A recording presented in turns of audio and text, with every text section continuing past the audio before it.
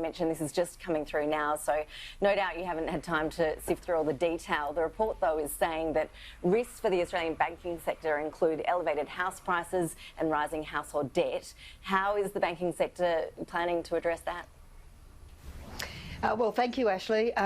Australian banks went into the COVID crisis better capitalised than they've ever been. They are among the strongest and best capitalised banks in the world, largely driven by a lot of the big reforms of the last decade, where banks have built up sufficient buffers to mean that they've got the financial firepower to get through times like this. So it's gratifying to see the credit rating confirmed, but Australian banks are very well supervised, and they're very, very determined to make sure that they come out of this crisis having been able to help their customers, but with their prudential strength well and truly intact.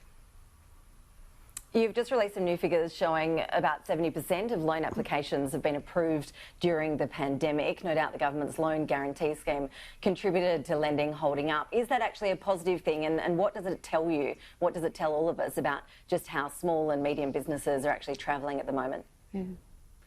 Well, I think we all want to see the economy picking up as soon as it can and coming back into recovery. What we've seen since February is $200 billion worth of business lending across all size businesses, and $41 billion of that has been to small and sole traders. That's about 500 loans every day for 250 days during the pandemic to small and medium and sole traders. So what this tells you is that while we know that there are many businesses who are still doing it very tough, there are many others that are able to take advantage of, for example, the government's instant asset write-off scheme, and they're able to borrow. They're borrowing to buy assets that will then enhance the innovation, the productivity, and ultimately the size and the ability to employ people of their business. So I think it's a very healthy sign. In fact, the amount of money lent into that sector in the last, since February this year, is almost on a par with the same time last year, which is a pretty extraordinary thing given the size of the economic crisis we're going through. So, yes, there are many businesses still doing it very tough, but there are equally some sectors and some geographies where people are able to expand, to invest in more assets, to grow their business in one way or another. And we're going to need every business to be able to do that if we're all going to come out of this with a good, strong, healthy economy.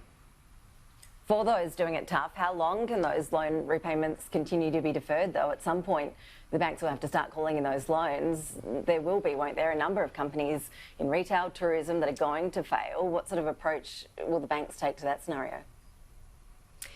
Well, you're right, Ashley. The banks did offer a lifeline to businesses throughout the pandemic by making it possible for those who needed it to defer their loan repayments for 6 months. Right now, banks are working through every customer who deferred their loan. Those 6 months the 6 month is up 6 months after they took the deferral. So this is a rolling process now between now and March next year. And they are able to do things like restructure a loan for a customer so that they can reduce the repayments and make it possible for the customer to get back into a performing status. It's also available, it's also optional for banks where customers really need it and where there is every prospect of recovery post the restrictions being lifted, and the option of another 4 months deferral or up to 4 months. So there's a lot of tools in the toolkit. And we are already seeing many businesses and households starting to move back into full payment of their loans. Around 40% of businesses have already started going back into full payments. And as I said, it's a process now between now and next March, working to find the right solution for every business. But I don't think anyone's wearing rose-coloured glasses here. There is no doubt that some businesses are going to face very tough decisions. And, the size and the depth of this economic downturn is going to have some devastating consequences for some businesses into the future. Anna Bligh, what sort of example are the banks setting when they freeze staff salaries but then give executives million-dollar bonuses? We've all seen the bad behaviour of the banks laid bare at the recent Royal Commission, but banking CEOs are still getting paid a fortune. We're in the middle of a pandemic. Shouldn't CEOs' salaries also be reined in? Well, I think we all know that CEO salaries and senior executive salaries are determined by their boards in our system of corporate governance in Australia, and shareholders have an opportunity to vote on those salaries. So, you know, that's a pretty well scrutinised process. There's no doubt, though, that these issues are going to continue to be the subject of debate. The Prudential Regulator has indicated that they will be publishing new guidelines or in relation to remuneration of senior executives likely before the end of this year, so across the board. So that will be an interesting thing. That'll be an interesting moment. Certainly will be. We'll watch that one pretty closely. Just keen for your thoughts on the Queensland election. Obviously, the former Premier. What outcome are you expecting? And if you were still Premier in that state, would you have made a similar call, do you think, to Anastasia Palaszczuk on borders, or do you think she's now gone too far? I'm sure you're interested in my views, but I've made a policy that I don't comment on current political matters. These are matters now, right now, for the people of Queensland. They're in the middle of an election.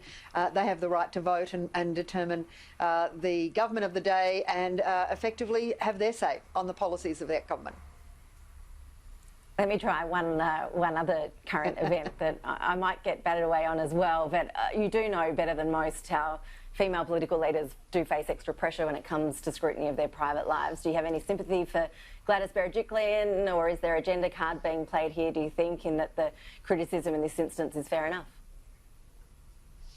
The degree of scrutiny of the private lives of public figures is a very heavy burden, and I don't envy anybody who's doing that. Again, these are matters for the New South Wales Government, the New South Wales Parliament.